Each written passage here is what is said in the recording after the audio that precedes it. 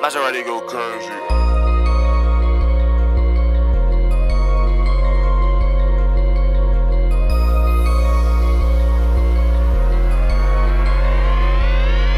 I gotta grind till there's nothing left. Every day I'ma make it, gotta give it my best. Feel like I'm running out of time now, a nigga stress. So I stack every dollar, gotta double the check. And my team, we going hard, so watch me finesse. I chase a bag, ain't no time to rest. I can't stop till I got my name on it. I'm going until I get everything I want. I want a big house with a backyard with the pool in it. And a fish tank in my big house, so if we got beef, we throwing food in. I need a big car with some nice rims with the roof lit. So I can do the dash, then swerve, bitch, I went to school with. Another house up on the hill, so my mama be straight. A couple acres of that land, so my siblings could play. And if my daddy acting right, I put food on his plate. So when I finally get that chance, I'ma do what it take. I want 100K on my wrist. I shine bright when the lights low, another 100K on my neck. VVS looking like white snow, maybe courtside with Drake and them. 2 chains on my album, so I chase it back by any means. Hoping one of them will be the outcome, and I will. Grind to the death of me. Family, money, and loyalty be the recipe. I will. Good evening. Welcome to this week's edition of Uphill Battle. Happy Juneteenth to everyone. Struggle is real. For sure. For sure. We've been going for a little bit because life happens, and but one thing that is for sure,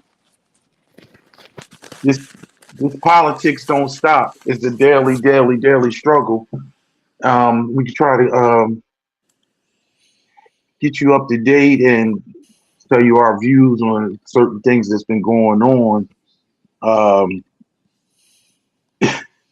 What's up, son? What's going on? Hey, not much, as you said. It's been a lot. It's been a while since we, got together to talk about some of these things. So, some important races to cover, and like you said, some thoughts on just different things that's been happening. One of the craziest things, before we get into it, the spectrum of politics has changed so much. I mean, when I was your age, because I've always been just a student of history and a student of politics, and it always, it has drawn me in. The issue when it comes to race was used to never be politics. Gender and sexuality orientation and things of that nature, those were social issues. And it seems as though in the last 10 years, 10 to 15, well, I'm going to say major the last 10 years, when it comes to just social issues, it's been all wrapped into politics. We generally do not speak on basically policy anymore. We're just discussing social wars. And it used to be that you didn't talk about the third rail. You didn't talk about it. You didn't talk about abortion. You didn't talk about Social Security. You didn't talk about, who you voted for. It used to be your private thing. You didn't have to tell people how, and people wouldn't even ask you who you voted for. It was your personal thing. That's why, like, when it's not, and it's not like that anymore. Other than election time, you never seen politician paraphernalia. And once election time was over, it went away. And we just went back to our lives. This cult, and it's a cult, of MAGA has been drawing on the American public, and I would say now to the point, the world for the last 10 years, and this is unprecedented. And it ultimately really disgusts me when I think about how Democrats still, to many extents, want to deal with on things as the world is still the same. It's business as usual. And it's not. And you have been getting your ass handed to you for the last 10 years. And it's really been a measure for the last 30 to 40 years of slowly losing ground because of school board election, of state legislature, of having the governorships and judges, Most importantly. being judges on the bench. Not even to mention the craziest thing is for instance, in Alabama, this is the first time in the last 20 years that Alabama has a Democrat running for every seat in the state. So literally, they would concede positions in the state Hmm. because they wouldn't run anybody. So I'm getting off on the tangent before I even start, but before we even start, but it's like this has just been really upsetting me because of the primary season. Yeah. And there are still attacks going on within the Democratic Party because they don't want these truly progressive candidates to win. And they, instead of being primary season, for people don't understand, and I'm gonna get with you in a second, son. Primary season is where as though you decide on according to your state and what who is going to run for the in the general in November. And a lot of times you have some infighting and sniping, and a lot of times the establishment Democratic Party and National Party, they have their person that they pick and they back. And if that person doesn't win, usually they would, back off. And now whoever wins the primary, they're going to support and try to give them the backing and things like that. Unless you are quote unquote a progressive. And unless you are quote unquote a person that will not fall into corporate society, the moderatism is dead, and they want to keep it alive. They make people think that they want safe space, that safe space with the Democratic Party that is moderate. They're corporatists. They just want to make sure the train was run on time. They're fine with corporate landlords and oligarchies, but they want civility. They don't want chaos. And I I say all that on the dawn of the first black president actually opening his center because he was ultimately a very great president in the eyes of norms and a corporate dim. Wasn't a great president for progressive. Yep. And I mean, I have my qualms with him, but he was a normal president. Yeah. And where we are in these dark days we actually stream for that normalcy again.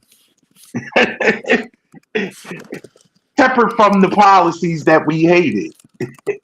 Because I'm sorry, there's no candidate that you're going to actually truly, totally agree with 100%. And that's going to open the way to our discussion when it comes to these primaries. If that's what you wanted to attack Yeah, first. yeah, no, that is it's a perfect segue. Because yeah, the first thing I want to touch on are the primaries that just happened this week in Washington D.C. So yeah, so this election was the first time that D.C. was implementing ranked choice voting, and we touched on ranked choice voting, a little while back. But basically, there's a list of candidates that are running, and you just rank them in order of one through however many candidates are running. And then if nobody gets over the 50% threshold in the first round of voting, then it goes to the second round of voting, which starts tabulating, okay, then how many people got second place votes and third place votes and stuff like that. So this is the first election that DC implemented this ranked choice voting, and it was for the mayor election. And the current mayor, Muriel Bowser, she decided not to seek re-election after serving 3 terms. And in DC, the mayors aren't term limited, so she could have ran again, but she decided not to. So the two main contenders in the race were DC Council member Janice Lewis George, and then Kenyon McDuffie. Lewis George is a Democratic Socialist, and then McDuffie is the more moderate candidate. And they counted the ballots over the last couple of days, and basically they just announced that Louis George won. So it's another win for socialists around the country. But just like you were saying, she's expecting a moderate challenger to jump in the race because again, this was the primary election, so the general election is going to be in November. So she's expecting a primary challenge or a challenger in the general election, just like what happened with Zohran Mamdani in New York City after he won the Democratic primary. Andrew Cuomo, who he beat in the primary, then just jumped in the race and ran as an independent, which luckily Zohran was able to overcome that. But who knows what's going to be the case in DC. But just wanted to highlight this because again, it's noteworthy because it's coming off a slew of mayoral wins in November by a couple of socialists. Again, like I said, like in New York City with Zohran Mamdani, and then over in Seattle with Katie Wilson. But this is interesting because if Louis George ends up winning the election and becoming the next mayor, Zohran and Katie Wilson, they can go to their Democratic governors, and try to get their priority funding for the priorities and stuff passed. It's going to be different in DC because she's going to have to go to Trump because the federal government basically has control over DC. Like they are their own government, but they get the funding from the federal government. They're within the federal government, and it's going to be interesting too because Zoran went to go meet with Trump, and Trump basically fell in love with him and basically offered funding for some of his housing priorities, but he was asked, I think it was even earlier today, he was asked by a couple of reporters of what he thought about the race, and he said that he's not going to do anything to get her priorities passed. He said that if she wins, that he's not going to like it, and he's going to take back DC, and the federal government's going to fully run it. So again, just wanted to highlight this because it's going to be interesting to see how it plays out. One, if she gets a challenger in the race, but also if she wins, and then how Trump's going to react to that. So I don't know if you want to touch on that before I went on. This is, I do want to touch on it, and I'm glad that you brought it up because I just did some research on this last couple of days. And for one, I was very happy that this person won. But I knew that it was going to be an issue for one, because again, she's a black woman and she is not moderate. And she is very principled and strong-willed in her conviction. Mm-hmm. And she like many people, well, and I'm one of them, believe that DC should be autonomous and they should run their own Hmm. city. What I want to correct you a little bit on what you said because because this is not normal in the Yeah. sense that yes, Congress is supposed to be Congress, the body Yes. of Yes. Yeah. Congress, Yeah. the health of I said the federal. not Yeah. the Yeah. Yeah. president. Yeah. No, but Yeah. I know what you're saying. But Yeah. because literally Congress at this point, Mike Johnson, the pseudo speaker, who only has a majority by one vote, is basically bows down to anything that Trump wants. Mhm. So literally Trump is running DC. And because she is a democratic socialist, and I think we need to actually make sure we put in that democratic socialist. A lot of these terms that we use, people don't understand. And they think when they think about socialism, they think of communism, and there are two different things. A Yeah. democratic socialist actually works in the confines of capitalism, but they believe that the government is there to work for the people. And they believe in government programs and safety nets and actually talk about redistribution of wealth. So, whereas though the floor is risen for the people, these things work in many countries. Hmm. They, this country pushes back on this, but one of the bright spots that I believe that's going to happen because of this Trump regime is it's going to be a spur of democratic socialism, Hmm. especially with your generation and a generation behind. Yeah. Um, so it's going to be interesting. And what I've read about her, and there's no pushback on her. She believes what she believes, and she is going to be ready for a fight. Hmm. And to be honest, if things progress the way that I hope and feel, the way the primaries and the way the winds are blowing, it's all about voting. And Hmm. if Democrats actually get back into power and overtake the House, then he will be neutered. So things that he will try to force on DC will Hmm. be irrelevant because Congress will take back the purse strings and think, and then she will be negotiating with some corporate Dems. But one of the things that I do know is Democrats, especially establishment Democrats, they will go the way the wind is blowing. Hmm. So if the wind is blowing towards progressive viewpoints, and they that way they'll be able to keep their cushy jobs, they will Yeah. flow that way. So this is what I always talk about. Whereas though I used to be a Democrat, and then I dropped that moniker, and I'm non-affiliated.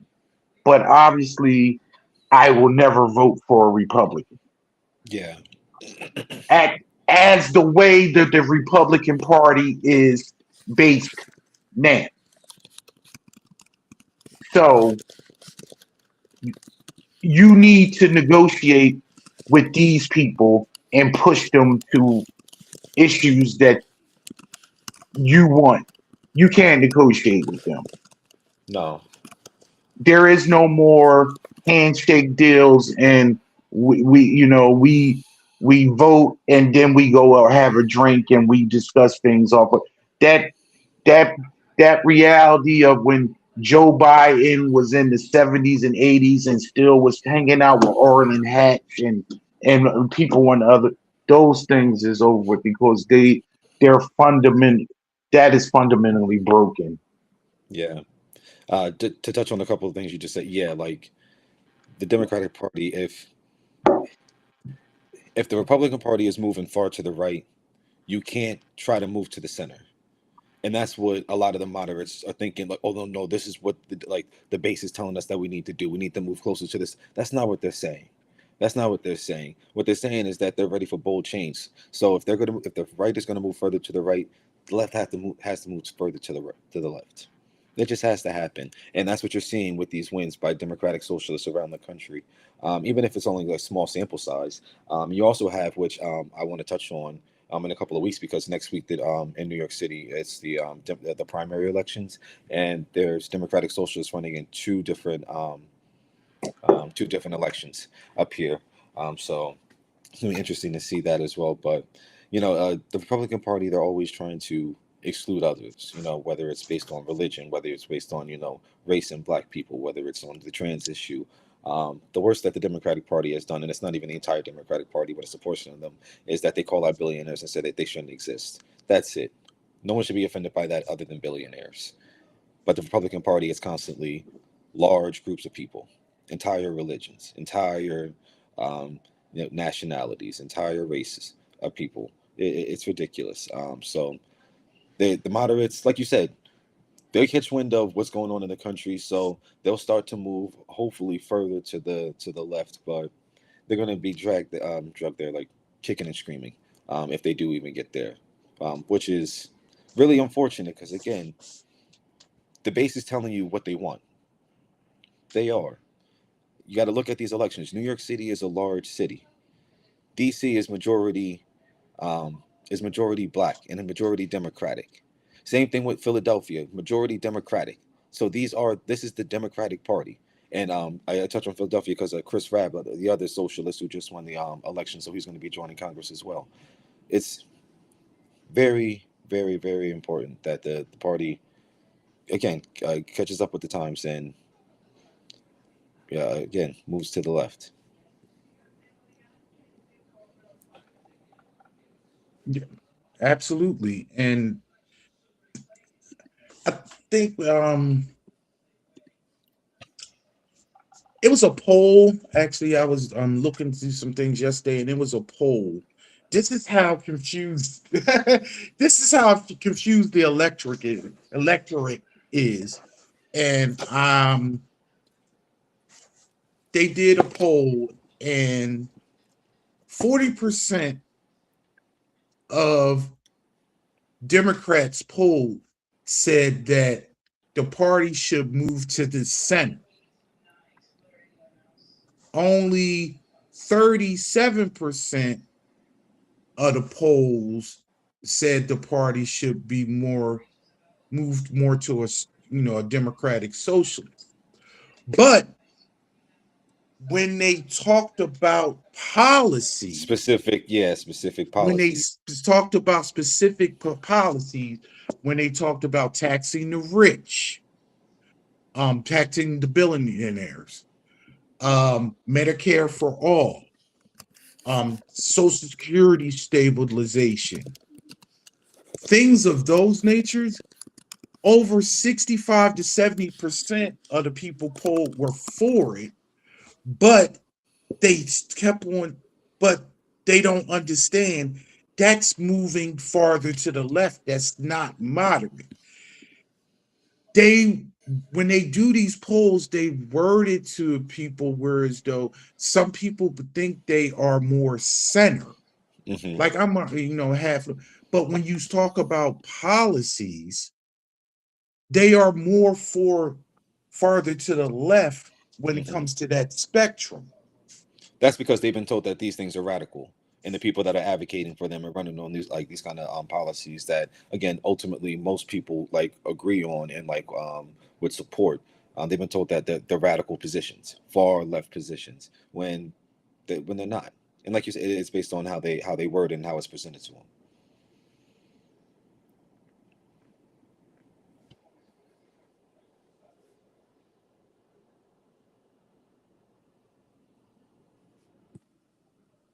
I can't hear you.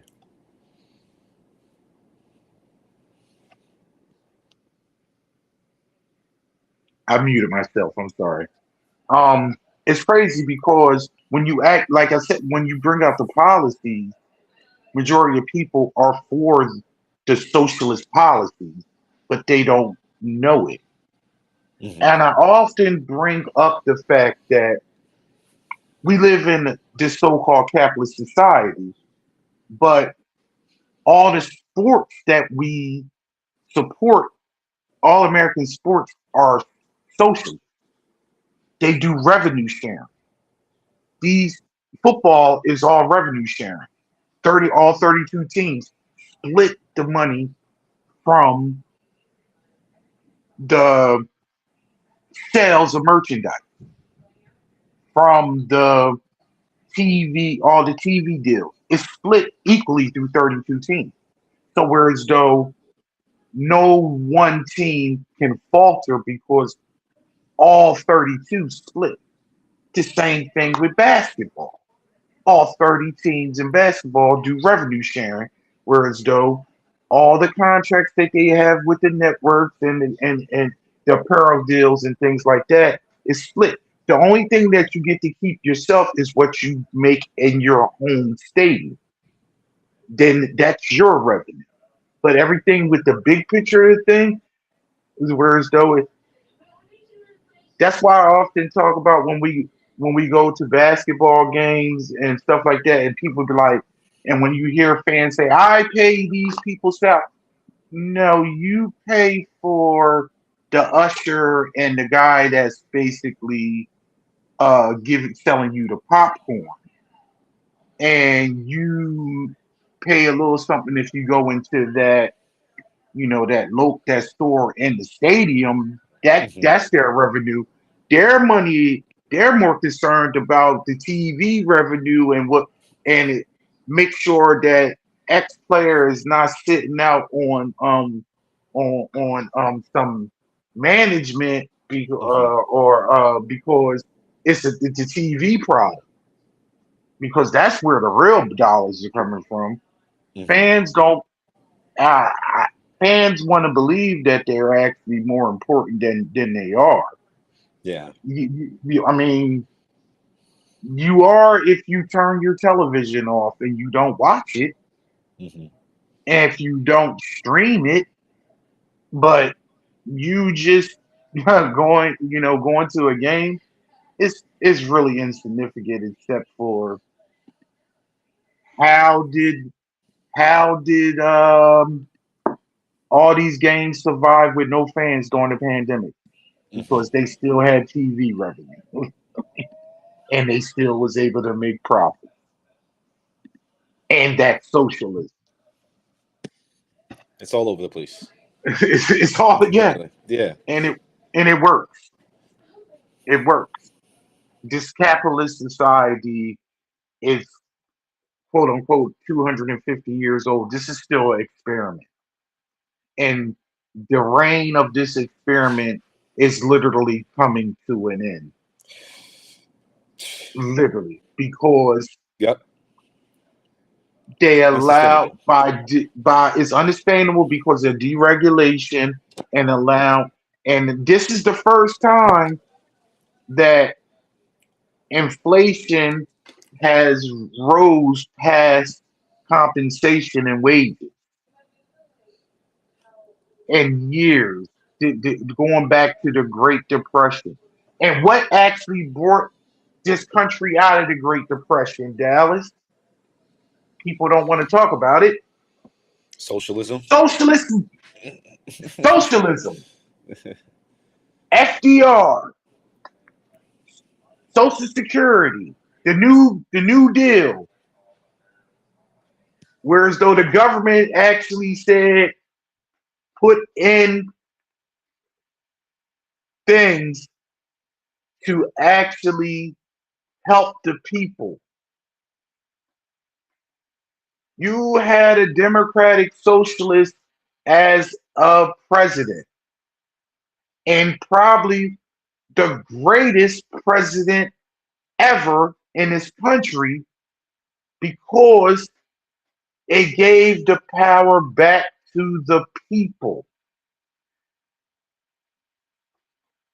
Social safety net, social security, the welfare system to help people along wasn't us. Um, help with housing, so much whereas though FDR was actually what? He was the last president to actually be president more than 2 terms because he did so well for the people. He kept on getting voted in. He was voted in president 4 times because of his socialism. He only served 12 and a half years because he died, and then Truman actually finished his last term. And then right after he died, they actually put in the 22nd Amendment. So whereas though presidents could only be president for 2 terms or 10 years total. So if you take over in the middle of a term and then you can run for 2 terms on your own. But that this was all based on socialism. And what the craziest thing about people, if you give them social programs, even if they fight it at the beginning, once they have it, they don't want to give it up. Yeah, it's hard. That was the issue with the ACA. And with all the shortfalls and the problems that they had with the ACA, with the tax credits and health insurance, people needed it and used it and didn't want to give it up. Yeah. And for the last 10 years, the person who's been in and out of office and has been saying, I'm working on it. I have a concept of a program. They haven't replaced it with anything. And they've had years to do it. But the people on that side constantly say people don't want to give up their private insurance. Shit, if I don't, they. How many people talk about how much their insurance is shitty? Yeah. How much do they talk about how their insurance company said they're not going to pay for this? How before the ACA? How many insurance companies were saying they wasn't covering you for previous conditions? Mm-hmm. Before the ACA, how you couldn't carry your child to their 26th birthday.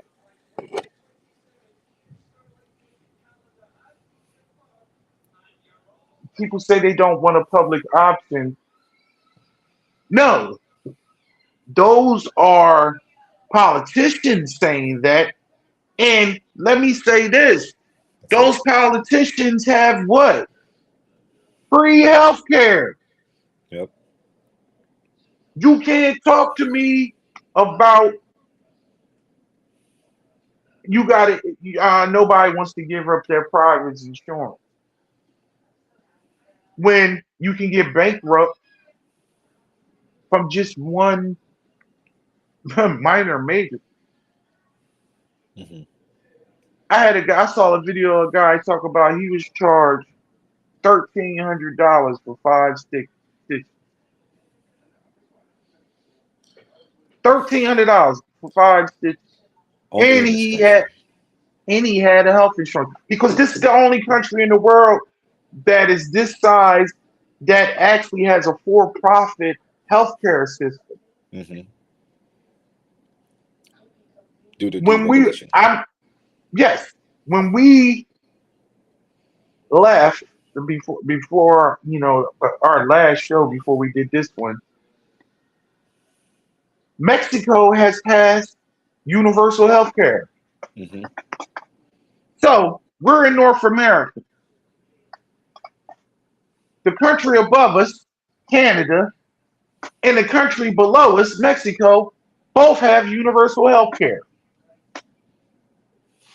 We have, and I say we, and which I don't usually say when I talk about this shithole of a country. The United States has 300 million people. Canada has 30 million. And I believe Mexico has around the same amount, 30, 40 million. Sounds about right. We this country generates more money, but both of these have health care for their people Hmm. because the wage gap issue is not there. The top earners get richer, especially after this big beautiful bill. And not even to mention, and I know I'm going off on a whole bunch of other stuff. Many aspects of that bill that was passed does not take effect till one doesn't take effect till after the midterms, so it Hmm. takes effect in 27, and another portion of it takes effect after 28, after the current administration will be out of office. So it'll be somebody else's problem. And at the same time, those quote unquote no tax on tips and no tax on overtime, which you only get a certain Up to deduction, what amount? will Yeah. go away when in 2028 they will go away. They will expire. Although these tax cuts that were in this last bill are what permanent, Of course. unless you do what Congress has a 2/3 majority on each one to actually change the law. These are the hidden things that you don't know and you don't see. Hmm. And it will actually get hit with down the line when the orange buffoon turd will be 6 feet in the ground and you'll still be paying We'll for it. see. Yeah. Oh, I'm just talking about in general. Perpetuity, we all have an end, but the way For sure. these Yeah. these taxes are there forever. We're still dealing with the repercussions of Ronald Reagan from Hmm. 40 years ago. And his dementia at Alzheimer's ass was out to lunch in 85, 86, Hmm. 40 years ago. But let's move on. What Yeah. you got something else with another primary or Yeah. So I had two more, but the one I want to talk about next because it kind of like flows into part of the conversation is the main primary. So and that was I believe it was last love it. week. Yeah, so Yeah. Senator Susan Collins, she's officially going to be facing off against the progressive combat veteran and oyster farmer Grant Plattner, and he defeated the sitting governor of the state, Janet Mills, in the Democratic primary. He won like over 72% of the vote. Mills, as I mentioned again, like in the previous show, she had dropped out about a month before the primary, and Mills was like she was Chuck Schumer's pick for that Senate seat, and Mills is like she's an older white lady. She's in her, I believe, later 60s or She's early 70s. mm, Like, mm, or is mm, she older than mm, that? No, she in the 80s. she is 80 years No, old. yeah, yeah. So again, old, and that And was I'm her. not That was saying black don't crack, but she ain't black and she yeah. is cracked. That yeah. So that just goes to show you where the Democratic Party leadership was with that kind of pick because she moderate Democrat really wasn't running on anything, and that's who they wanted to run against Susan Collins. So clearly they were basically throwing in the towel against Susan Collins, even though she was the sitting governor of the state. So obviously she had name recognition, but still not enough to beat Susan Collins in a general election. Again, she ended up dropping out, so it cleared the way for Graham Plattner to win the Democratic primary. And just in the lead up to that election, so many different hit pieces that came out against Graham Plattner. So basically, one of them was like his former chief of staff had revealed that his wife came to the campaign sometime late last year and disclosed that Plattner had been like sexting with a few different women. And Plattner, he like admitted to it. He said like he's not perfect. He's like continuously working to become like a better person, all that kind of stuff. A lot of the Democratic primary, like the Democrats, the moderates, the more establishment wing of the party, they came out and basically like continuously questioned Plattner. Didn't really necessarily want to put their support behind him as the Democratic nominee and be like the standard bearer for the party in the state. And they basically said like they're not going to back him, and they would much rather focus their energies on races in other states where they think it will be more competitive. But this is going to be a competitive seat. It is a competitive seat. You're simply not supporting him, not because of the things that have came out, but more so because of his platform. He's running on universal health care. He's running on taxing the billionaires, strengthening labor unions, establishing like an economic bill of rights. And the moderate and the more corporate wing of the Democratic Party, they were already against him for those reasons. That's why they were backing Janet Mills. So go ahead. You The want to say something? main Yeah. What's the main thing that he's against, though? You tell me Yeah. what he's for. What is he against? He's against Israel. Yeah, and He is anti-Israel. He is anti-taking money from corporate tax. He is a working man that is pro-union and pro-work. But the biggest thing is he is anti-Israel. Susan Collins, who is a quote unquote moderate Republican. That term is insufficient now because it's full of shit. She's moderate when it's not important. She's a clutch pearl.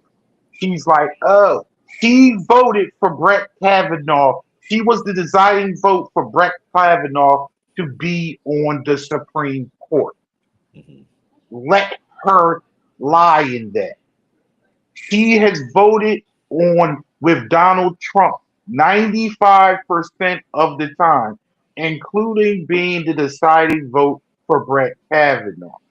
That's not moderate. She is moderate in the old sense, but she votes with Trump. She is, I'm going to say it, a liar. 30 years ago, when she first went into this, she said, I will only run for 2 terms. She was a broke bitch when she came to Senate. Now she is rich. They want to do this purity test on Grant Plattner. Let me explain something to you, and I'm sorry to disrail the jump because I wanted to talk about this now, and no, we're going to get back if you see it. This is the issue that I have with Democrats. You are holier than thou and holier than thou when it comes to purity politics. No one talks about the fact that Susan Collins, we want to talk about Grant Plattner sexting and talking to all these different women, old things, and he done cheated on his wife. I don't give a damn. And people may sit there like, how you going to? I don't care. That's between him and his wife. Let's talk about policies, please. Because guess what? Nobody's perfect. If you're perfect and you've been perfect in your relationship and you haven't strayed or you haven't done anything, good on you. But guess what? If you have, that has nothing to do with your job if you do your job good. And I cannot put up a mirror of a person's purity test when it comes to the fact that you have that person in the White House. So I definitely don't want Republicans was try to say this, that, and other, but you got that guy in the White House. 3 baby mamas, cheated on all 3 of his wives, got one wife buried on his golf course for tax reasons, them paid off hookers. I'm sorry. What is your policy, sir? What are your policies? Are you for policies that's good for the people? And we can't jump in because, first of all, he's not a national candidate. It's not like he's going to be president and running off. That's the people of Maine to decide. Period. But what people actually also don't bring up is the fact that Susan Collins' present husband, she was the side piece. I didn't know that. See, you dig it, baby? I'm all up in these white people shit. She was the side piece. Her present husband,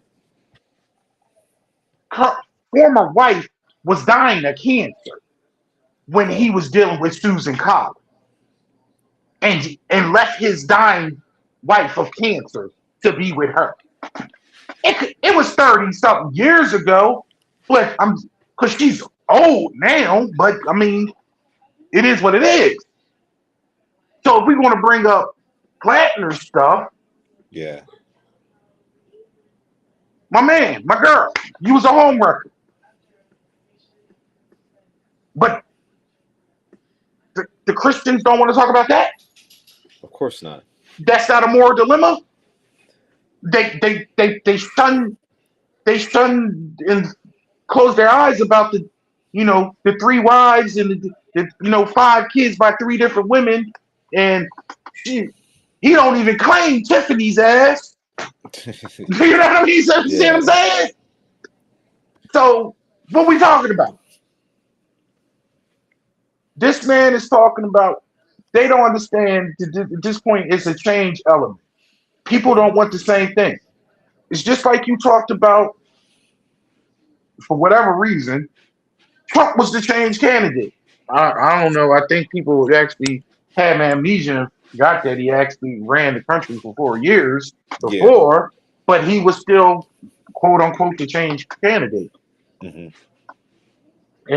some of those illiterate people's minds. So I really have an issue with the fact that we're talking about his personal life because, for one, he doesn't have a political life, but he's talking about things that he's talking about affordability. He's talking about, men's mental health. He's talking about healthcare for all, and talking about raising the minimum wage and things like that. Talk about things about the everyday people, and it resonates with people. And I believe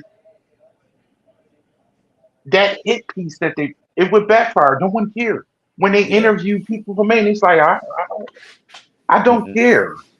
And then it was like it came in the 12th hour and who it came from.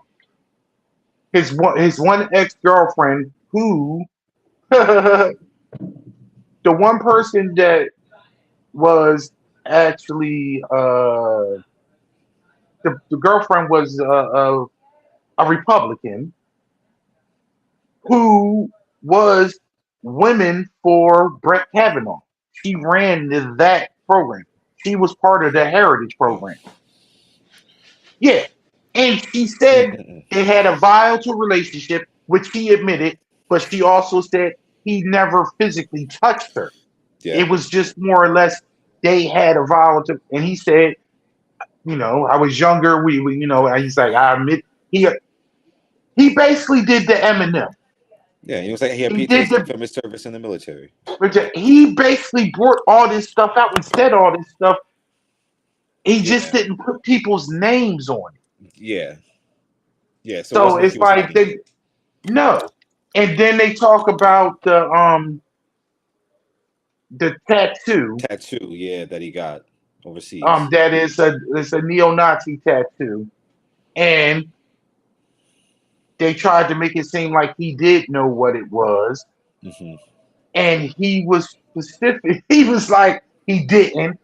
Him and his battalion, a few guys, Yeah. they all got the same tattoo. And he also explained, I don't know if you heard this, he explained, he said, I have Jewish people in my family. He said, my brother married a Jewish woman. I was dancing at my brother's wedding in front of her Jewish family with my shirt off. If I knew this was a Nazi tattoo, why would I dance with my shirt off in front of a room Yeah. full of Jewish people? Yeah. Makes So sense. my thing is they try to again the playbook when it comes to politics is can we talk about issues that are not about politics. Hmm. Let's talk. Let's talk about social things and deviate because, for one, Republicans don't have any power. Yeah. They their policies is hey, cut taxes, but not taxes for you, taxes for our corporate overlords and our oligarchs. So we can Hmm. and I just want to get in this on some stock. So whereas Hmm. though I can make some money off of this shit too. Yep. That's the true thing. Yep. Do you have something else about this particular primary? I mean, this one, but it's going to tie into what I'm going to talk about next. But I mean, with this one, it's just like for the again the establishment wing of the party, the moderate wing of the party, to try to come out against him at this juncture in time, especially when control of the Senate is at stake. And the elections this November, it just doesn't make any sense. It's self sabotage. It's like clearly you don't care about, the party winning. You just care about, yourself and keeping, or like not even yourselves, but like the moderates and keeping the Democratic Party pure of again these more left progressive candidates. And again, that's just coming from the Democratic Party's corporate overlords and the oligarchs who, again, they're paying money to both parties, really. But um, the Republicans are just a little more evil. The Democrats, they put a nice bow on things. They things seem all nice and rosy and stuff. They run candidates like Kamala Harris who run on joy and happy and stuff like that, even though they're still sending money to Israel and supplying bombs for Israel. Um, so it's it's ridiculous. But Let me ask you this let me ask go you ahead. this Yeah. because you bring up an interesting point, and this is being replayed a lot about Kamala Harris is right. Everything she said is Yeah. what's happening. Let Hmm. me ask you this, and I'm going to say this straight up. I voted for Kamala Harris, Yeah. As did and I.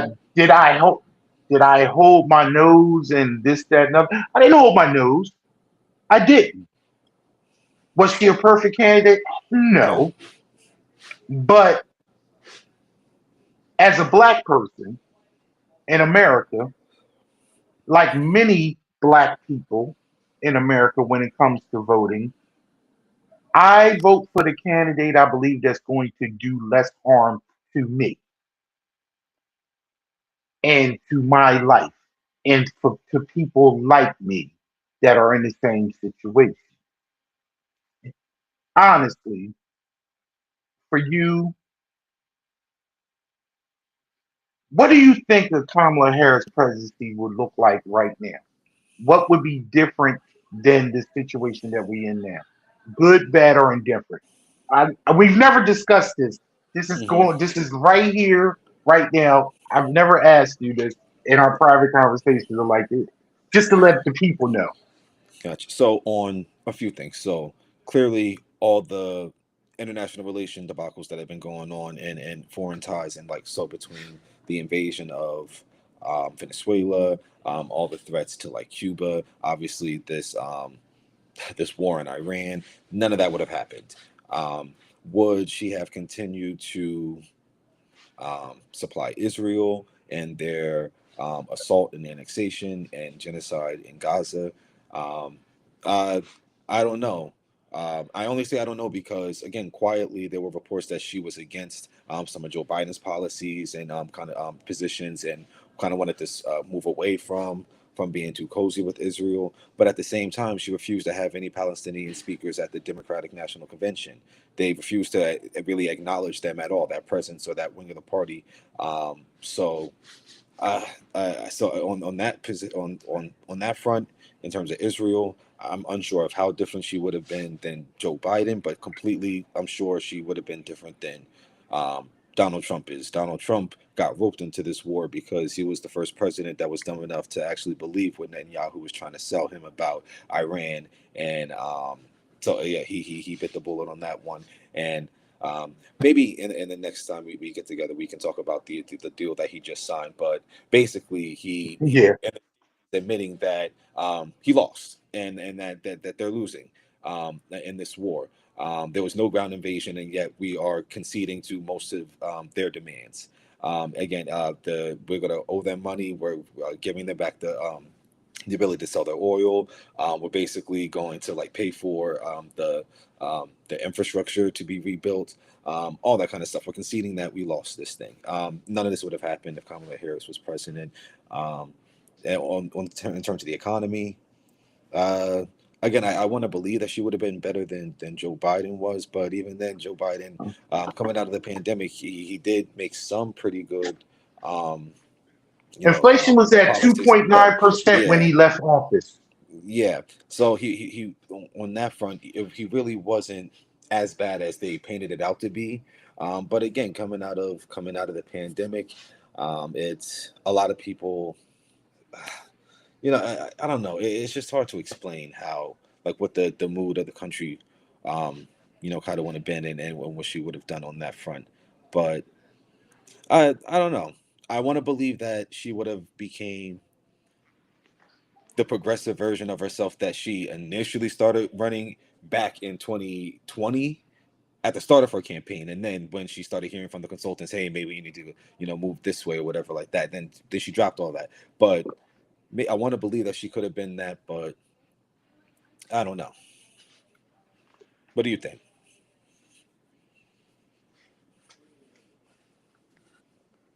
I could negotiate with her. That's what I believe. If if I believe she, and I'm saying this because I'm believing that she's going to run in 28. Oh, for sure she is. And for a person who only ran for president for 3 months to get 70 something million votes, that says something. Now, part of it had to be a vote against Donald Trump. But what I'm saying is, I believe with the wins of Zoran Mandani and Katie Wilson in Seattle, and then the bubbling of the party. This is what people need to understand about politics, especially with Democratic politics. It starts at the ground. It starts at the grassroots. And if the grassroots starts to bubble up, case in point, case in point, the LGBT community pushing for same-sex marriage, lightning speed, because their coalition was so strong and they pushed. And then what had happened was they made Republicans say, you know what? I got a gay daughter. I got a gay niece. Yeah, we've been hiding this fact, but now we need to bring. Now they coming out the closet and saying, "Yo, I want some boom, boom, boom." I think she would have gone the way of the win. So whereas though I truly believe she would be one, she would be pro-Israel. I mean, she's married to a Jewish man. Hmm. Um, but I do not think she would be to the she wouldn't have went to war. She wouldn't have been dumb enough to do that. No. She wouldn't have tore up Obama's um deal. Yeah. I think she would have been better for the country than what we're dealing with now. Because for one,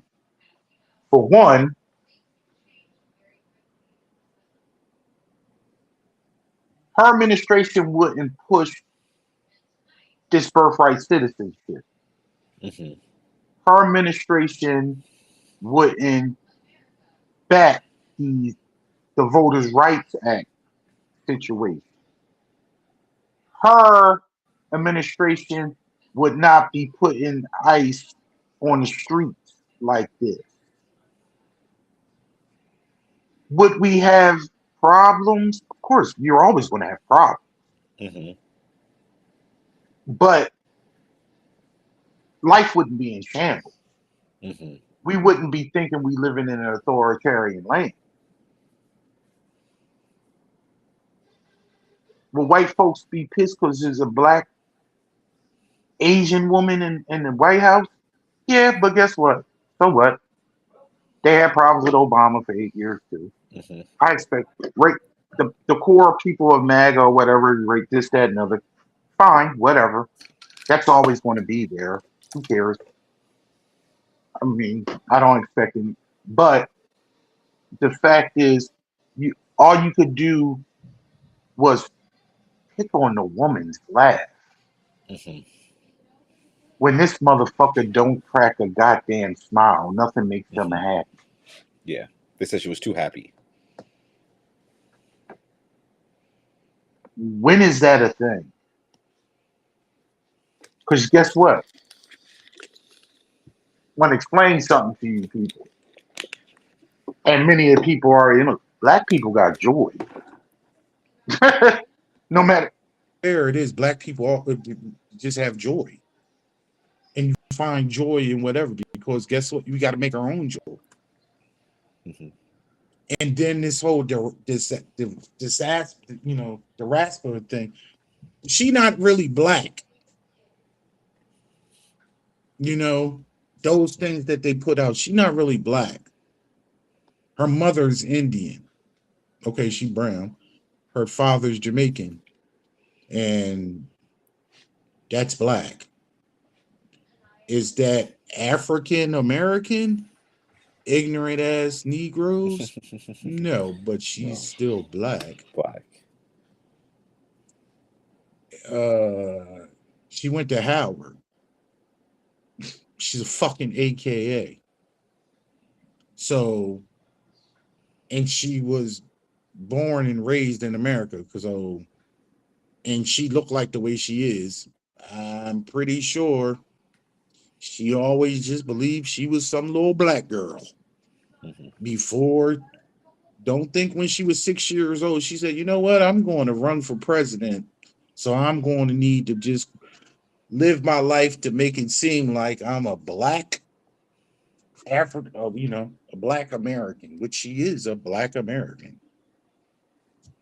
She's just not a descendant of slavery that we know of, but possibly she actually is, or whoever. But that's a whole nother FBA shit. Foundational Black America. We need to do a show about the diaspora wars with the financial foundational Black Americans. Let's do it. You know, and if you're not a descendant of slavery, you're really not a, you really not black shit. Trust me. They don't ask you. They don't ask you your country or origin when they beating on you and segregate. Being prejudiced against you. You just low black. Shame. And you up in New York. Mm-hmm. Shit. Daggone Dominican. Poppy no black. Yeah, it's a big thing. Yeah. NYPD don't think it's a difference. That's why Fat Joe be running around People don't saying know. nigga.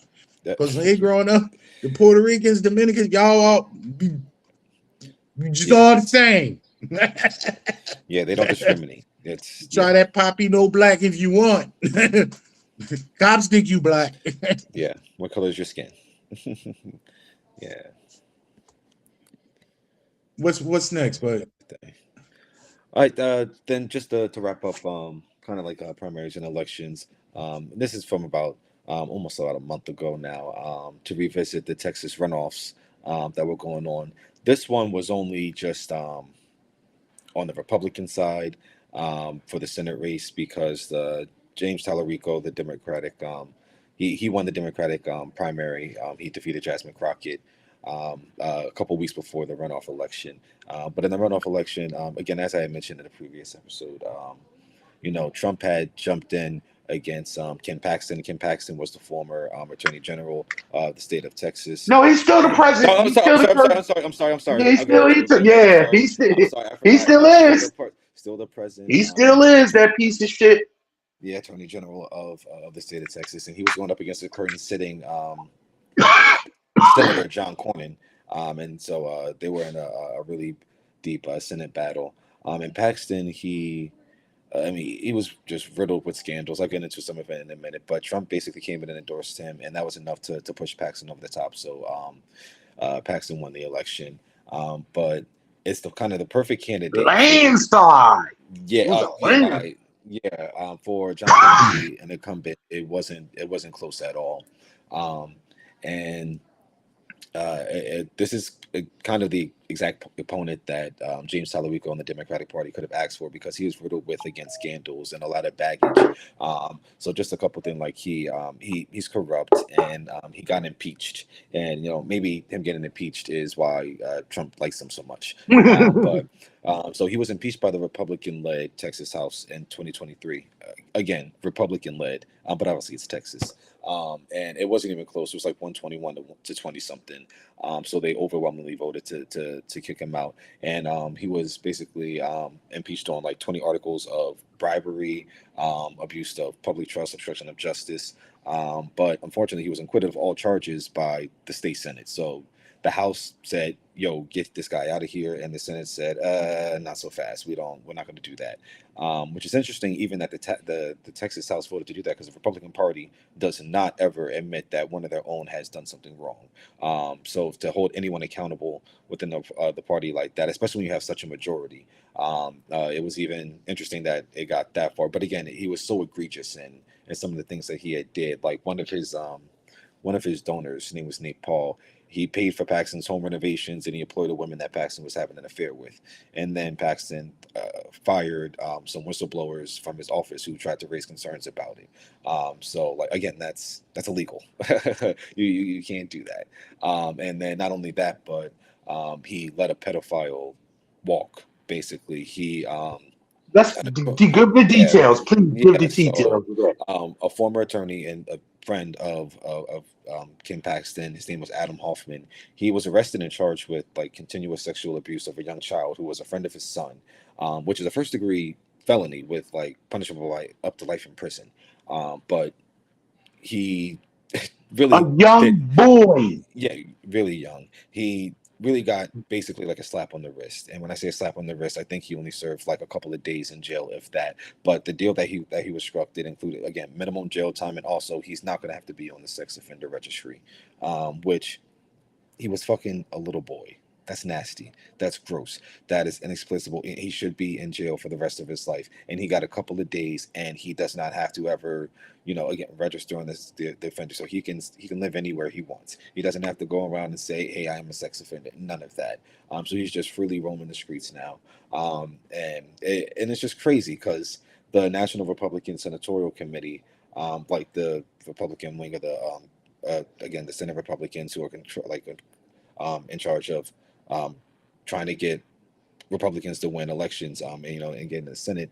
They basically back Cornyn. One, because Cornyn was a sitting senator, but also because Paxton just has so much baggage, like so much baggage against him. They were constantly coming out against him, cheating on his wife, just like you were talking about that situation between Grant Plattner. That was just between his wife. Yeah, but they're gonna really hawk on that one. But Kim Paxton cheated on his wife. Yeah, it really doesn't matter. Like we don't care about that one. But cheating on his wife, firing his staff for basically coming out against it, being corrupt. He was impeached, all that kind of stuff. They were coming after him, but after he won the primary, they deleted all their tweets about it. They deleted any kind of communication or media that they had about it, and now they're just completely backing him. And they're attacking James Tallarico for being a vegan, even though he's not a vegan, and for saying that basically God's not a man or a woman, and they're attacking him on that. So it's going to be very interesting to see what happens in this race because again, Kim Paxton is not. He shouldn't be. He shouldn't even be allowed to run. So the fact that he's in this position is really wild. And it's going to be telling to see where the people of Texas land on this, because James Tallarico is running on. He's not a progressive, I would say, really by any standard, but he is a. He's progressive for He Texas. sounds, yeah, exactly. So for Texas, he seems to be above a moderate. So we'll see how he handles himself as the course of the general election campaign goes. But I think this is the perfect candidate for the Democratic Party to take over, to try to take over Texas against, because again, he just has so much baggage, and it's already some sentiment amongst Republicans in the state that they just don't trust this guy. They don't like this guy. But I mean, again, but he did just beat a sitting senator in a primary and kind of in a runoff and smacked him. So we'll have to see. But the election, the Senate elections in the last couple of years have been getting a little tighter. It started with Beto O'Rourke when he went up against Ted Cruz back in most like 20. Was it? I think it was 3 points. He lost by two Yeah, and a half points. yeah, it was really close. And then was it Colin Allred? Was he the Yes, last person to run against yes. Ted Cruz again back in 24? And then It was obviously within 5. It was yeah, within 5. yeah, so it's gonna be interesting to see, especially because this isn't Ted Cruz, and not that Ted Cruz isn't necessarily a strong candidate, but Ted this, Cruz a piece of yeah, shit too. yeah, but this isn't Ted Cruz that you're running against. This is again someone with a whole bunch of baggage that already has a lot of dirt in the state. So we'll see how this one plays out. There's a lot of money coming. That's going to be going into this race. It's probably going to be one of the most expensive of the entire the general elections around the country, just because Texas is such a large state, but there really is a chance that the Democrats could pull this off. So they are going to have to allocate a lot of resources to that race, and he's doing a really great job campaigning and raising money himself, but he's going to need some help by the Democratic Party. Oh, and he'll get. Because that's the white whale. That's Texas is the white whale, so he'll get it.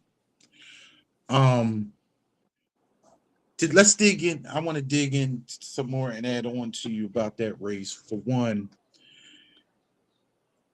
Paxton's wife is divorcing him on biblical reasons. Biblical reasons. Also, currently James Tallarico is up 3 points in the polls against Kim Paxton, and that's of course that's in the variance, the plus or minus 6. But for a Democrat to be up in Texas 3 points is saying a lot. Now, many Republican voters say they will not vote for Kim Paxton, and they didn't vote for Kim Paxton. Part of the reason why they didn't vote for Kim Paxton is when Donald Trump actually endorsed him. And when you actually look into the numbers, for instance, in one county, Ken Paxton won by like 65 to 35 percent. But then when they actually looked at how many votes came out of that county, it was only 90 votes. But in that county where only 90 votes were cast, there were over 3,200 registered Republicans. So only 90 Republicans voted that out in a county that were registered over 3,200. So granted, in runoffs and primaries, there's small. I believe many other Republicans are not going to, one, hold their nose and vote for a Democrat because they just break, but they'll stay home. They're going to stay home. For sure. One of the biggest things that we haven't discussed, and I was watching a couple videos, and this is one of those FAFO moments. Dal, you know how many data centers are in Texas? I don't know the exact number. Texas. It's a lot. They got a lot of land. First of all, America, the United States. I'm sorry, I'm smart now. I'm never going to use the United States as America ever again, because America is North America and South America and all the countries. Thank you, Bad Bunny. Thank you, Bad Bunny, for educating me, and actually, I'm going to use it the right way. The United States has the most data centers in the world.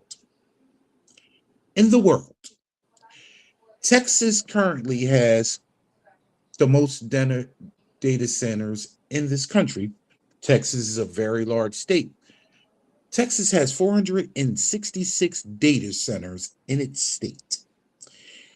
And we often talk about how it drains the resources, it causes all type of noise pollution, and the turbines are breathing everywhere and taking up your water and raising your utility bills. There are many everyday Texans that are going to vote for Democrats solely because they don't want the data centers in their backyard, or they already have them in their backyard and they want them to go away without any shenanigans. Also,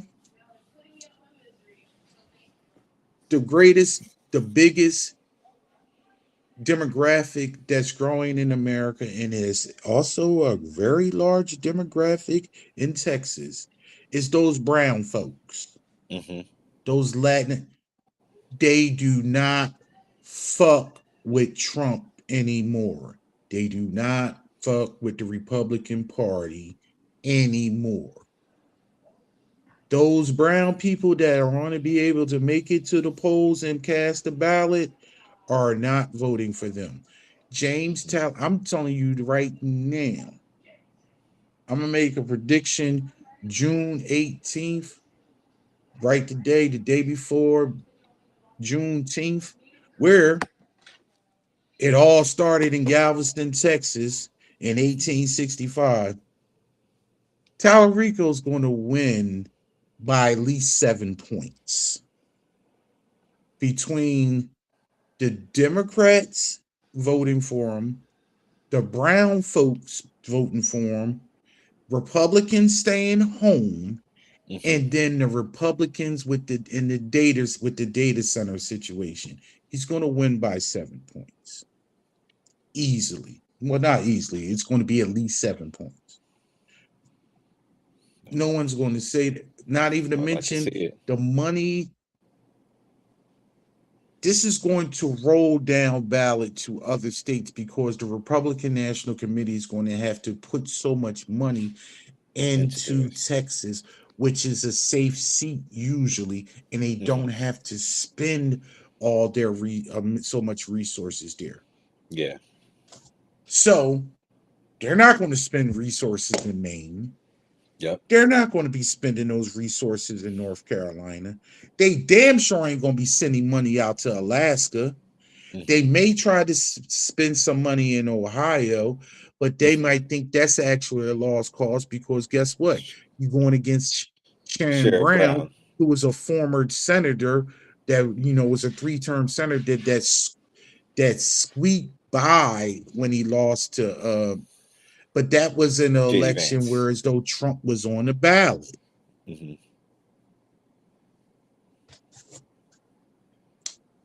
That's a done. I believe and you have a very not just an imperfect candidate, a hated candidate that the people in the state hate. Yeah. you know,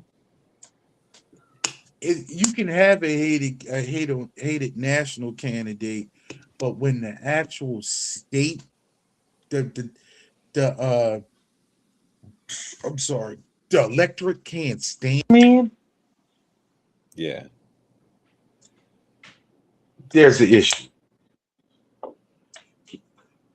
I want to stay in Texas for a minute. Well, it's going to be more than a minute. Um,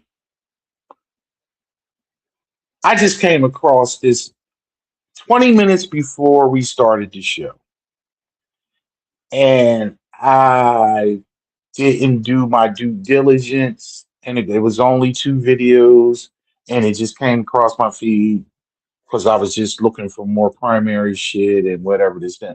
But truth be told, my feed, my algorithm is all politics, and it's either politics or comedians. Because after dealing with politics, I need to laugh. I need something to cheer me up. Um, but one of my content creators was running the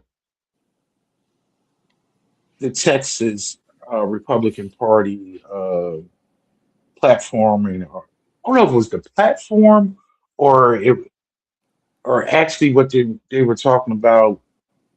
They were talking about what they were going to introduce in their next session, and it very it was disturbing to me the hatred that people have for other people that don't look like them or worship like them. They were talking about how they were going to introduce a bill to ban halal food from being sold in Texas. And one of the members brought up the fact that would it be constitutional if we just ban the food instead of just making sure it was properly labeled so people can see it and they don't buy it in the grocery store? Because if we just ban it out of the state, then they'll just leave because they can't have anything to eat.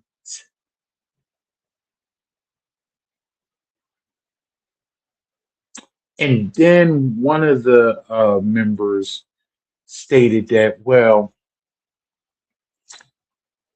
my public school doesn't provide Lent lunches for my kid during Lent. They don't. They don't give you. They don't provide Lent meatless things.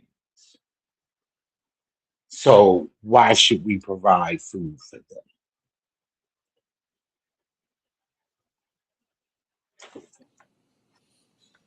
if we don't have halal food, then this bitch, and I'm going to say it, your brother can't stand that I use the term bitch all the time. But you know what? I'm from a different generation when I don't, and like Cat Williams said, if I don't know the person's name, I'm just going to say bitch because she did this bitch stuff.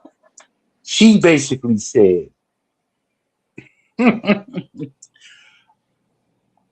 all I know is they they kill the animal, they slaughter the animal, and then they just they erect their fake god's name, and then they finish the process. Erect their fake god's name. Mm. Give me some runway with here, because I'm going to make some people upset. I am not religious at all. One thing that I am, yeah, I'm respectable to everyone's beliefs when it comes to religion. I don't believe in organized religion at all because I think it's all just a scam. Because I don't believe in man. I can read a book and interpret it myself. I don't need anybody to interpret it to me because that's just man. And so, but to shit on somebody's belief system and say a fake God when I could say you worship a fake God yourself because if you worship that white Jesus and we know he was from Bethlehem and Hmm. his hand, his hair was made of wool and he never actually set foot in Europe, and the picture that you're worshiping is actually, and it's actually been proven that it is the painter's uncle. Mhm. But I digress. Islam is the second largest worshiped religion in the world. Anywhere from 2.3 to 2.6 billion people are Muslim in the world. The issue is that these white people in America believe their religion is the greatest thing of all because the most number one religion in the world is Christianity, which is they say anywhere between 2.6 to 3 billion people worship worldwide. The number one country in the world that worships Christianity is in these United States. Over 250 million, anywhere from 61 to 65 to 71% are Christians. The biggest faction of Christianity is Catholics, 1.9 billion people worldwide, even though evangelical Christians can't stand Catholics. And that's a whole nother thing. Hmm. But they have issues with the Pope and all that other stuff. But they worship that fake Jesus that's in the White House. I bring all this up because these people are willing to ban the food of of people of a certain religion, thinking that that will make them not be in the state. And then I looked up what halal food was and what the process was. And I don't know if you know this, Dow, and I don't know even know if a lot of people are privy to this, that They often talk about how Muslims and Jews are always you know, at odds with one another. But I often say, "But wait a minute, from my education and my research over the years and just listening from, you know, on both sides because I don't belong to any of the set. They have a lot of things in common when it comes to their religion. I'm saying. So I look what's the difference between kosher and halal? There's Both nothing of them really. don't eat both of them don't eat pork. Both of them don't. This is what happens when you do with halal and kosher. Halal is basically when it's a clean cut. So whereas though you actually kill a healthy animal, so the animal is supposed to be, you know, well fed, you know, and not to be taken care of before, and you slit its throat. One quick slit. When the person the butcher just slits their throat, they they they say they praise Allah, Hmm. and then they drain the blood. They because the blood drainage is supposed to make it more cleaner and pure. And people often say it's a clean meat. In Hebrew and kosher, you take this well fed, well taken care of animal and you slit the throat and you drain the blood and you say a Hebrew hymn, saying religiously. The only difference is when it comes with kosher that you you separate meat and dairy. They can't coexist to a point where as though Hebrews they don't even use the same dishes and they wash them different. Meat and dairy doesn't they don't process them in the same facility and things of that nature. So also separate from the process, I know this. Half my family is Christian, the other half is Muslim. But every time when it comes to time to eat, and you know this from your grandparents, they pray over Hmm. the food before you eat. But there's an issue praying over the food when you slaughter it. This is just the hypocrisy that I'm Hmm. talking about, where these people use different things to define, you know, fake God. She used the term fake God when it, no matter what, in every religion is based on what you believe, and somebody else that may be another sect from that actually believes in another religion can tell you that your God is fake. Hmm.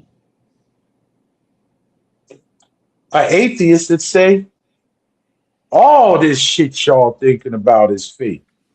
Y'all need to actually worry about and do right in this time, right here, right now, because you do nothing but fucking worm food when you going. That's what an atheist would say.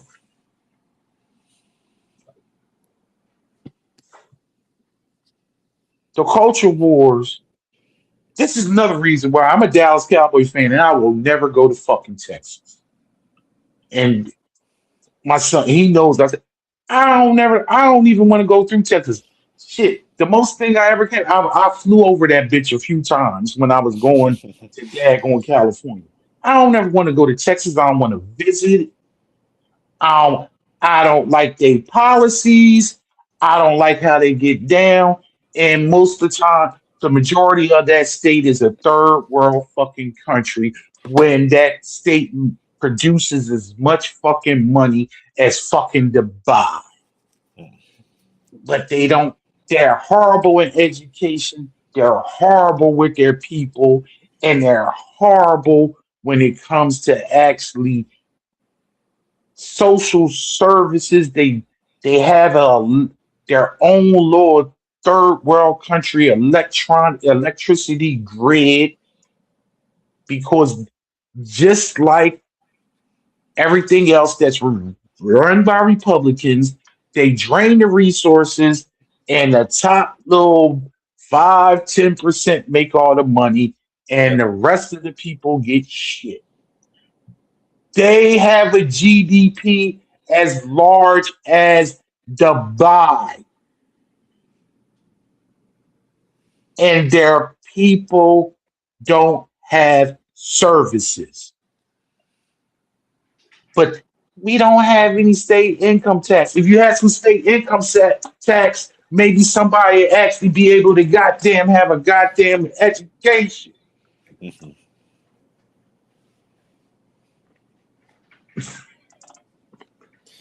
Ain't that These something? people, I don't want to pay taxes. I want to keep my money. Capitalist system. Me, me, me, me, me. Me, me, me, me, me. Unfortunately, that's all they know. So that's what the system does. I'm sorry, but that's what that really. And I'm gonna tell you this much: I love halal food.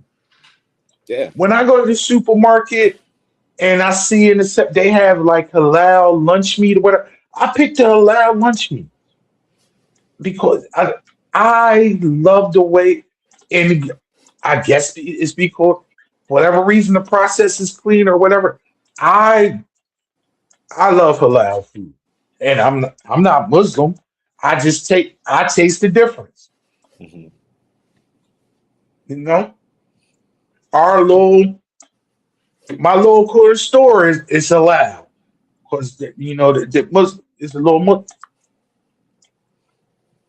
all their and you know how much you love the chicken over there. Yeah, That's yeah, it's really good. it's allowed. You know, and I done had kosher food. I enjoy it. Hmm. You know, it's it's just a better process, especially in the United States because a lot of daggone processes are crappy. You know, Hmm. what else you got for me, bud? But one of the last things I have, obviously, I have something to close out, but because I know we're already at like an hour 40, I know you got some stuff that you want to tackle.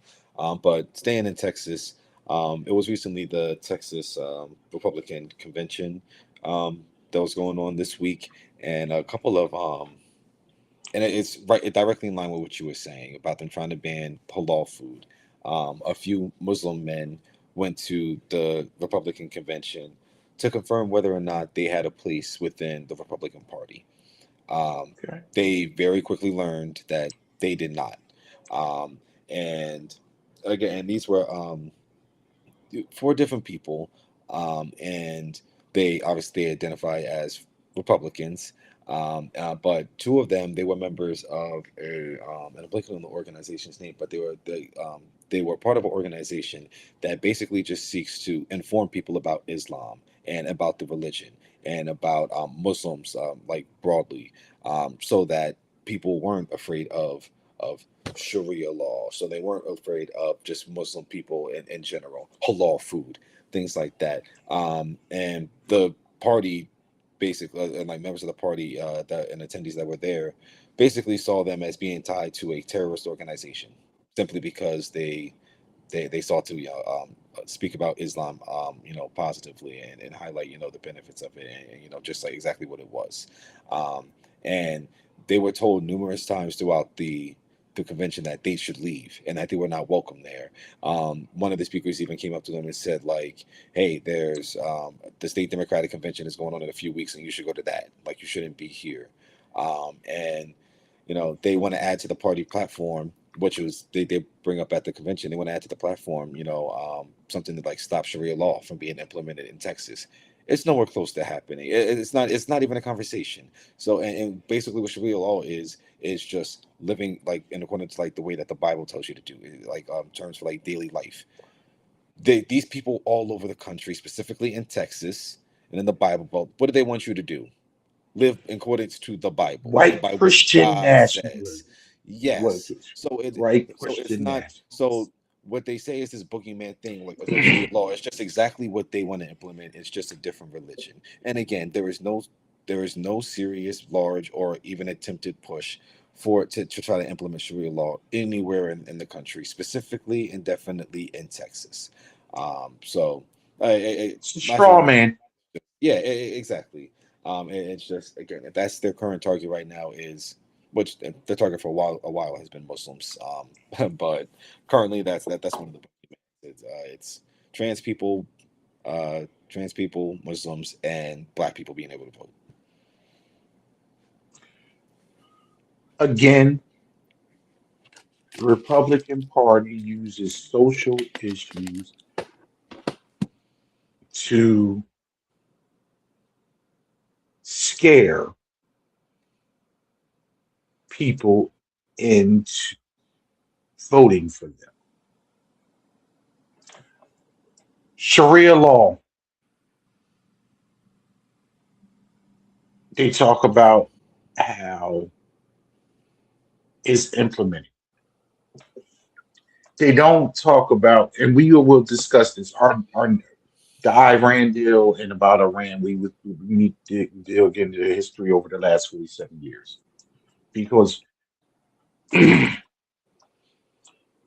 United States actually pushed Iran into the situation that they are in today because they were democratic before that and they were prospering. Hmm. And when they infiltrated and took over the country and they installed the religious leaders that was they put in the Shah. They use hot button topics to skew you and to scare you. When you talk about the trans issue, trans people are 1% of the population in this country. 1%. And for the most part, I've been around trans people personally since I've been part of this organization. Uh, since I've been part of IME since 2020. And for the most part, from my observation, they just want to be live their lives. Period. No more, no less.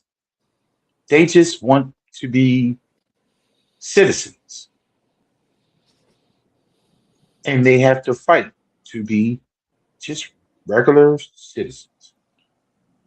I see a similarity with trans people, with black folk. Hmm. And to be black trans is a whole nother thing. But black folk just want to be leave the fuck alone. If you leave us alone, which y'all can't do, Hmm. because every time we was left alone, we prospered. We built cities and towns. We prospered. Even coming out of Reconstruction, we prospered. The only, and I'm gonna land the plane, but I'm gonna go through all of it. The only coup that was successfully done on American soil was in Wilmington, North Carolina, which was a black town that had doctors, banks, a political structure, and economic fortitude and it was taken over, ran, and destroyed by white folks, killed, burnt to town, forced the black leaders out, and was taken over because white man couldn't see a black man prospering and doing better than them. Rosewood, Tulsa, um, many times, anytime black people were left to their own devices, they prospered, and it was taken away. The only time that a bomb was thrown onto American city was in the Tulsa massacre in 1921. Trans people are 1% of the population. We talk about trans people like they're 30, 40, 50% of the population. They talk about men in sports, they talk about trans athletes. There are 10 trans collegiate athletes. 10. Two For hands. people that are watching, two hands for 10. You know how out of 519,000 collegiate athletes, why is there a conversation? Hmm. 10 out of 519,000. And I'm going to say it again. Sorry to my son that's not on here. This bitch Riley Gaines, Hmm. who got popularity because she lost to a trans athlete. Do y'all know that bitch came in fifth? She tied for fifth. She tied with the Fifth trans place. athlete. Yeah. She tied with the trans athlete for fifth. It wasn't first place, but they only had because they tied for fifth. They only had 5 trophies, and they gave it to the trans girl. I was about to say the other girl because that's just what I say. The other girl. It wasn't. eh, she beat me out, and just she tied for fifth. She is that what we're she tied for fifth. Wasn't first place. Wasn't she Hmm. tied for fifth?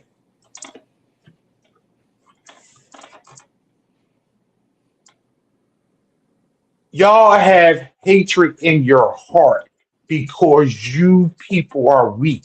Y'all are the real snowflakes. Y'all could not be black people because y'all couldn't endure the shit my people have endured for these 400 years Hmm. and survived. Y'all falling apart in the last fucking 16 months when we've been living this shit forever.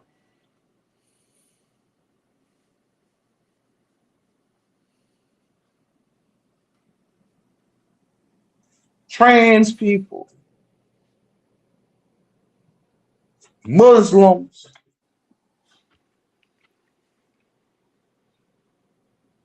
immigrants. Was the immigrants the problem? Were they? Because y'all don't have jobs. Hmm. The economy is suffering. Shit's still fucked up, but y'all still grabbing ablalas at the CVS. Hmm. Y'all still grabbing kids at graduation. Y'all snatching people out of cars on their way to their proms and their high school graduations. Y'all pulling parents out of the school pickup and drop off lines. Y'all bitches great yet? Are y'all? Or was the brown man a boogeyman? That's what they Hmm? were sold. Yep.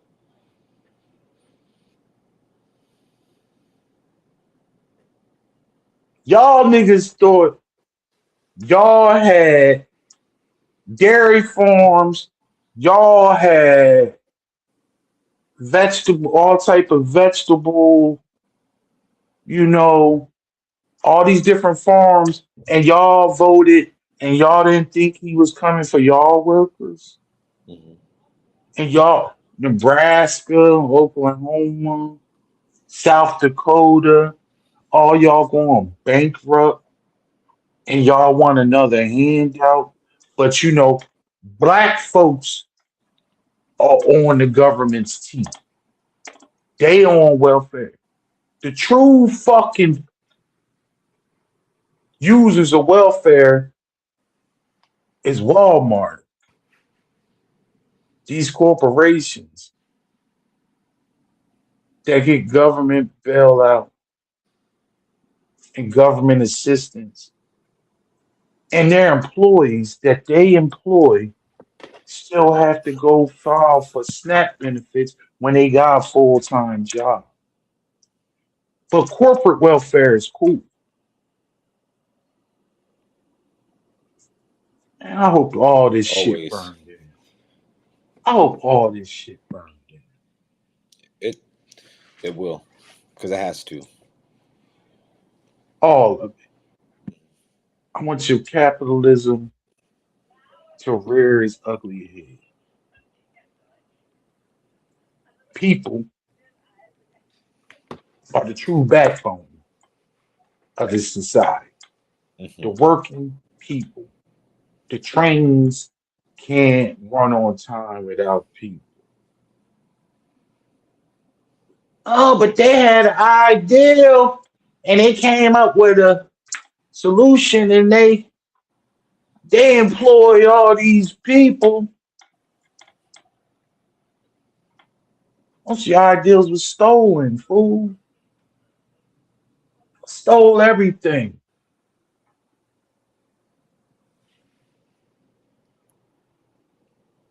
Yeah, let me tell you a little story, and I don't know if you know this. Did you know Donald Trump's grandfather uh who was from Germany, left Germany and came to America because he didn't want to do military service? I'm not sure I knew that. Yeah, no, this is fast. I'm just telling you. His grandfather left Germany because he did not want to participate in military service. Came to America illegally, illegally. Tried to start a business, failed. So obviously that must be in the gene pool.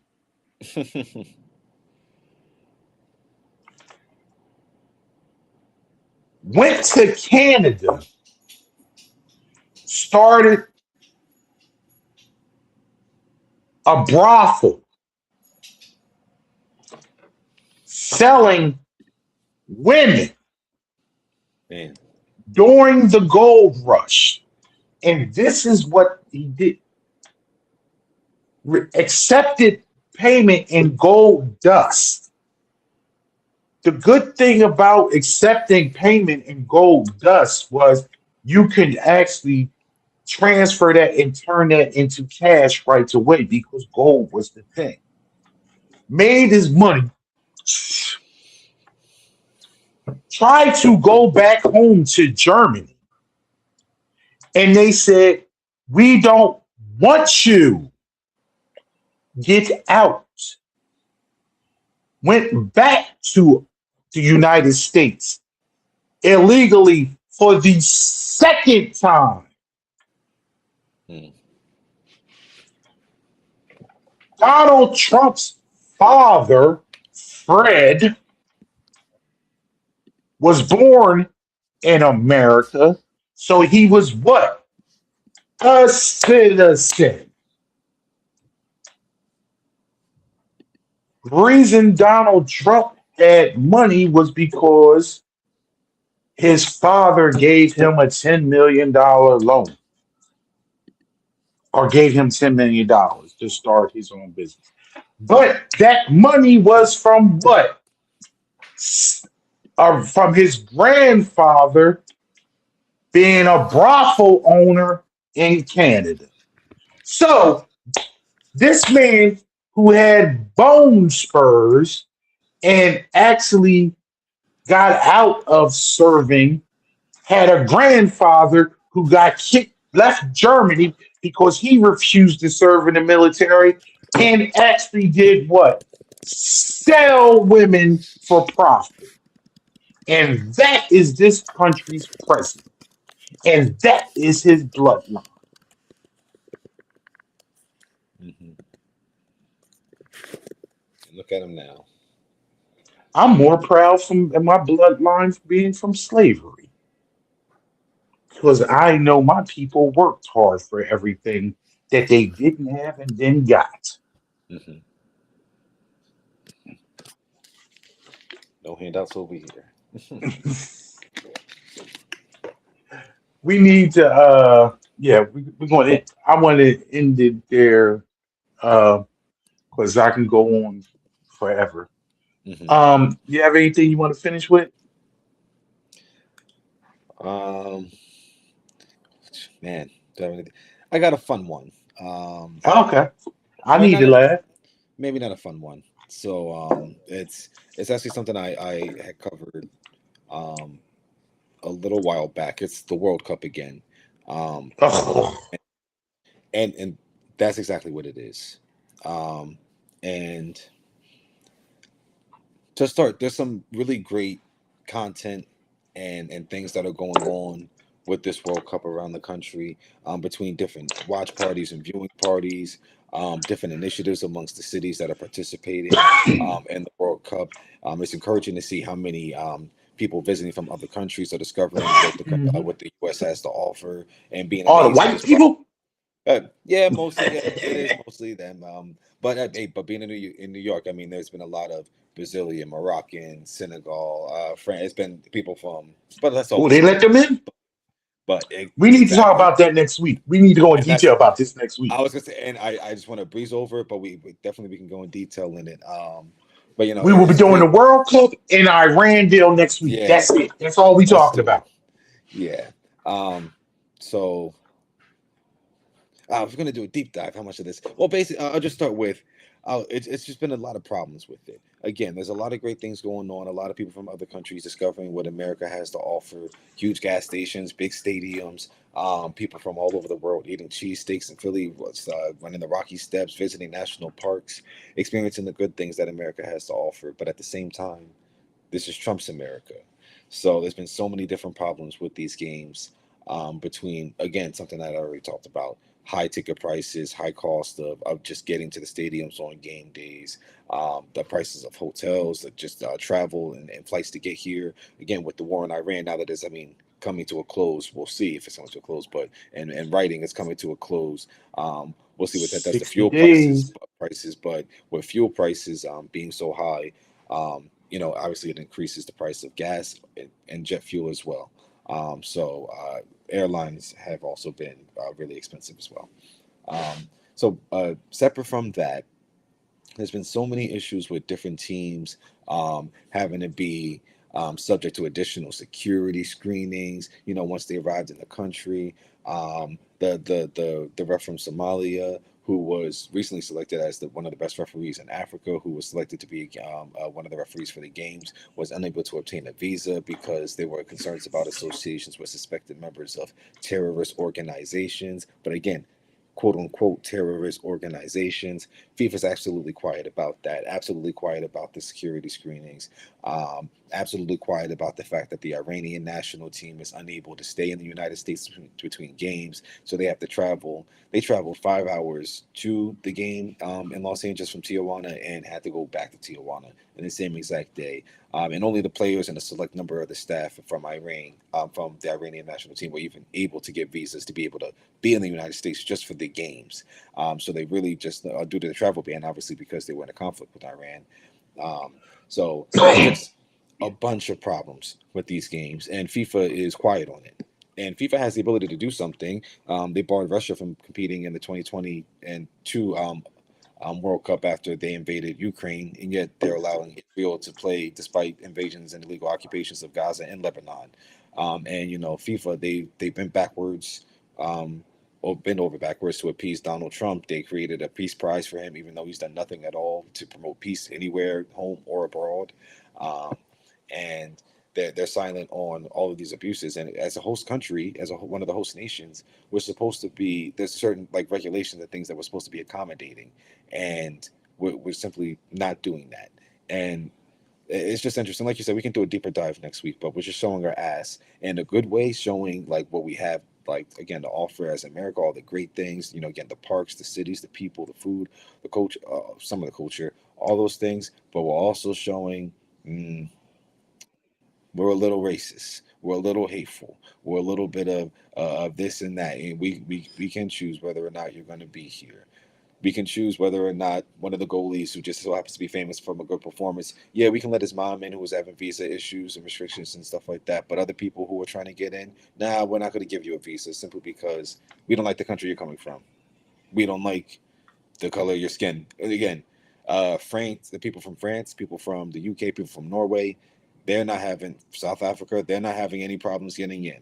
It's the people from Uzbekistan. It's the people from Senegal, from Uruguay. It's the people from Somalia, different places in Africa that are having troubles and issues trying to get into the Middle East, trying to get into the country to support their home countries in these World Cup games.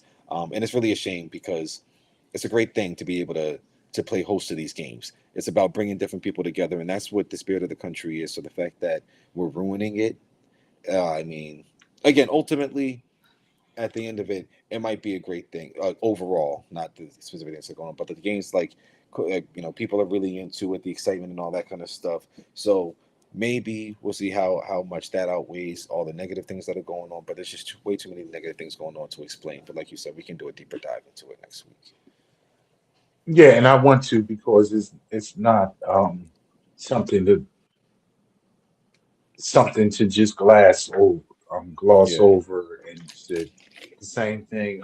And I want to actually we'll go over the Iran deal if it actually signed, and my thoughts about, because it's a 60-day process, and the actual with talking about the Iran deal, what 47 actually said on the record yesterday, he actually sounded like he had a moment of clarity and he was like a real fucking person. If you can check that clip that he talked about Israel, Mm-hmm. it was just wild because I couldn't believe he actually said what he said. It sounded like JFK. Or it's only two presidents in history that's actually broke with Israel and actually said something to try to hold them accountable. John F. Kennedy and Ronald Reagan, and they both were shot. We'll leave it at that right there for now and discuss it more. But yeah, it's Mm-hmm. a lot of things are coming ahead with the little country in the Middle East. Mm-hmm. The size of New Jersey. And we didn't even talk about Tom Kane Jr. Shit. That's I really want to know where he at. Is he with us? Look, Because it's the weirdest thing ever. Like, very strange. for full disclosure, we are originally from New Jersey, and his father, Tom Kane Sr., was, you wouldn't remember this. I remember this as a child. He was governor, and he was a Republican, but he was the true sense of a moderate Republican that won the state, him and Christy Whitman, who were Republicans in blue states because they were truly moderate. And you could actually see yourself voting for them because you may had because damn, I'm going off on a tangent again, and I don't want. But it's just where as though they might had some social differences in your opinion, but it was a time where as though they still fell into place with other things that you could actually vote for.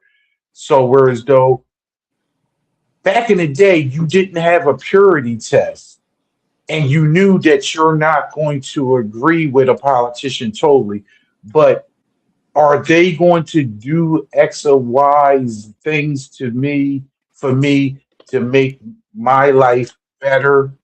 And you would vote for a moderate Republican because they weren't extreme. That was the politics.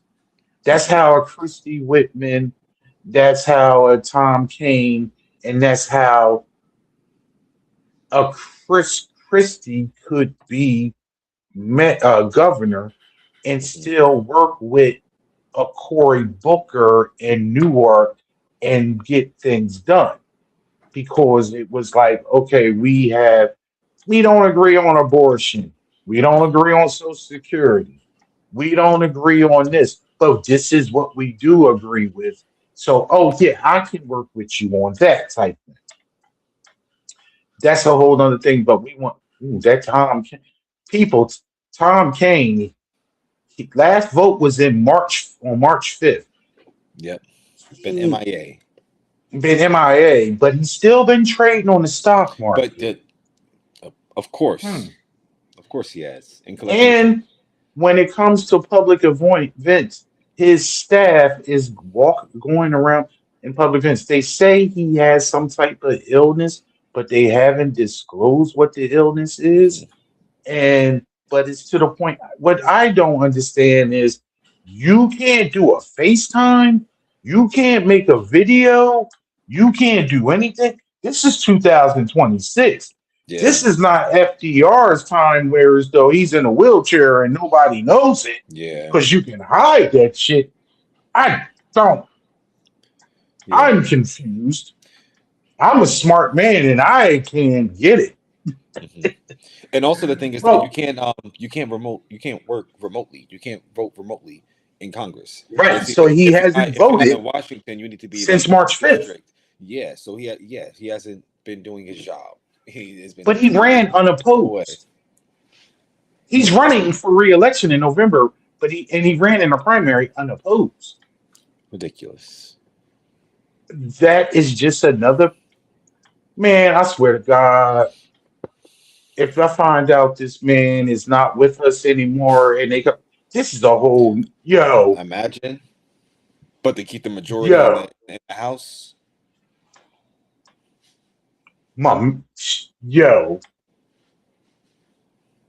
And we also need to deal with in the coming weeks with the gerrymandering, and we just need to dig into how this. I believe this gerrymandering is going to backfire because I think people are just going to vote. And surprisingly, I don't even know if you saw this. Georgia, well, at least for now, they called this a special session yesterday, 2 days ago, and they decided not to touch the maps. The majority black districts. They didn't touch the maps. But it'll be coming again for the 28th, but sure. They didn't want to deal with it now. That really surprised me. It's a win now, but it's a I'll see y'all later type thing. Yeah, for sure. I want to finish off. I have a video, and I didn't share this with you, and I want to share this with our our audience. And I think what I want to do at the end of our each show after we go through our final is show a video to commemorate something for somebody to, something to think on, and it's try to educate our audience about politics, about Black people's history in this country, and things like that. I'm a child of the '70s, and I was radicalized at a young age. I was radicalized as a teenager. I'm I often tell people that I'm, and Dallas, I done said it around.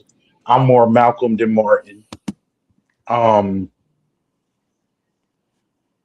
and one of my heroes in poetry and just music and just the Black experience was Gil Scott Heron.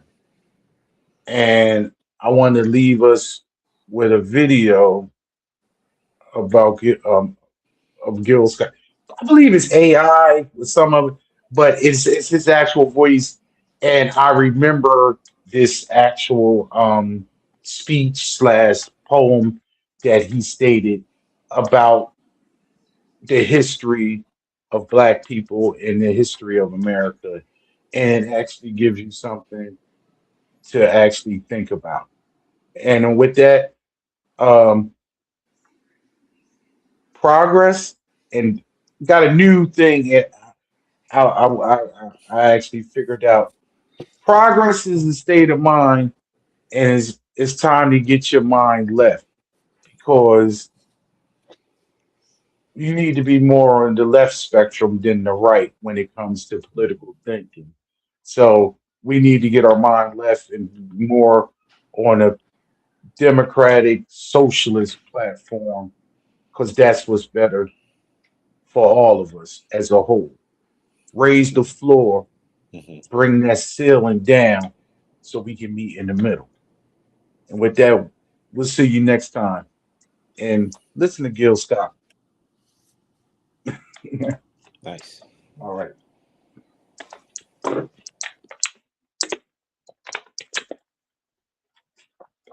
About our yesterdays and digging through the rubble. And to say the least, somebody went to a hell of a lot of trouble to make sure that when we looked things up, we wouldn't fare too well. And we would come up with totally unreliable pictures of ourselves. But I've compiled what few facts I could, such as they are, to see if we could find out a little bit of something. And this is what I got so far. First, white folks discovered Africa. They claimed it fair and square. Cecil Rhodes couldn't have been robbing nobody because, hell, there wasn't nobody there. And white folks brought all the civilization because there wasn't none around. How could the folks be civilized when wasn't nobody writing nothing down? And just to prove all of their suspicions, well, didn't take too long. They found out that there were whole tribes of people in plain sight running around with no clothes on. That's right. The men, the women, the young, and the old righteous folks covered their eyes. And no time was spent considering the environment. Hell no, this just wasn't civilized. And another piece of information they had, or at least this is what we were taught, is that unlike the civilized people of Europe, these tribal units actually fought. And yes, there was some crude implements, and yes, there was primitive art, and yes, they were masters of hunting and fishing, and courtesy came from the heart. And yes, there was love and medicine, religion, intertribal communication by drum, but no paper, no pencils, and no other utensils, and hell, these folks never even heard of a gun. And this is why the colonies came, to stabilize the land, because the dark continent had copper and gold, and the discoverers had themselves a plan. They would discover all the places with promise. You didn't need no titles and deeds. Then they would appoint people to make everything legal, to sanction the trickery and greed. And back in the jungle, when the natives got restless, they would call it guerrilla attack.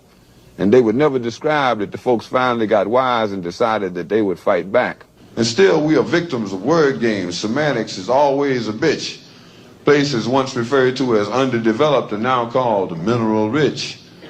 And the game goes on eternally. Unity kept just beyond reach. Egypt and Libya used to be in Africa. They've now been moved to the Middle East. There are examples galore, I assure you. But if interpreting were left up to me, I'd be sure every time folks knew this version wasn't mine, which is why it is called his story.